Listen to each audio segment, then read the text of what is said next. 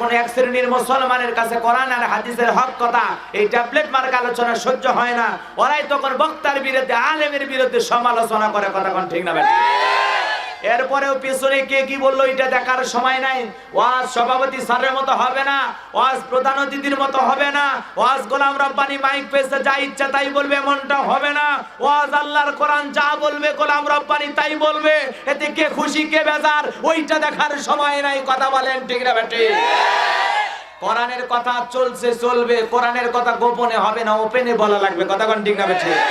আর কোরআনের কথা বলার জন্য যুগে যুগে পরিবেশ ভালো ছিল না, কেউ আপনাকে পরিবেশ করে দেবে না।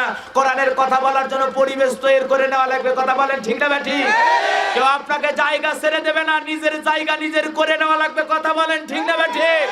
দিন প্রচারের জন্য পথে কাটা থাকবে, বাধা থাকবে, শত বাধা নির্যাতন জুলুম সহ্য করেও ইসলামের ঝান্ডাকে সামনে এগিয়ে নিয়ে যেতে কারা কারা রাজি? তো হাত তুলে দেখা।